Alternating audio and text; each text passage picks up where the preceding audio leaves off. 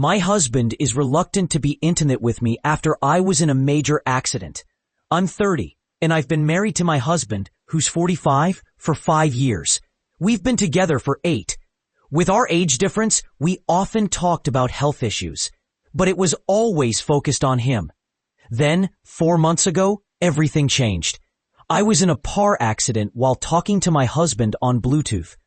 I was nervous driving on icy roads when another car lost control. In an instant, my car went off the road and hit a tree. My husband heard it all, and my last memory before losing consciousness was him screaming my name.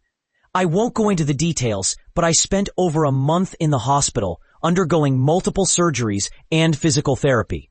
Now, I'm finally starting to feel like myself again. I've gained some weight back and feel good about my appearance. Throughout my recovery, my husband was incredible. He worked from my hospital room, only going home to shower and care for our dogs.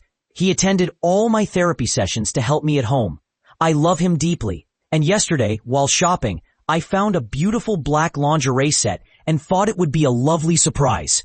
We haven't been intimate since before the accident, and every time I try, he seems to find an excuse or expresses concern about parts of my body that are no longer injured.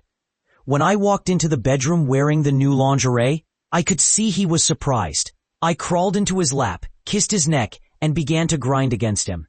He felt aroused, but then he pulled away, saying we shouldn't rush and that he didn't want to jeopardize my recovery.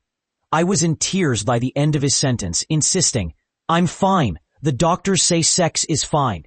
But he was already walking into the bathroom, turning on the shower. I'm left wondering what's going on in his mind. Is it the scars? Is the memory of me in a hospital bed haunting him?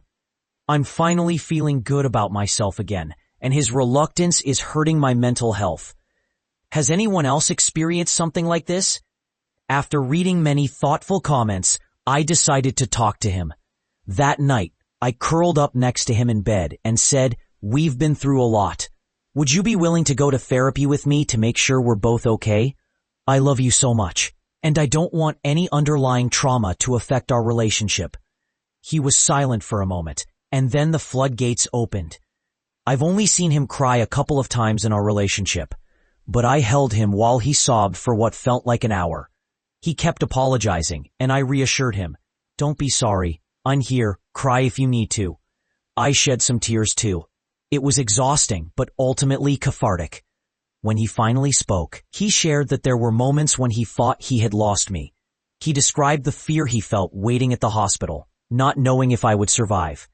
In the end, we agreed to pursue individual and couples therapy. We even touched on the intimacy issue, where he admitted that while he knows nothing bad will happen if we're intimate, he feels a protective instinct that makes him want to treat me like glass. We're working on it, and our marriage is stronger than ever. He's the love of my life, and I believe we can get through this together.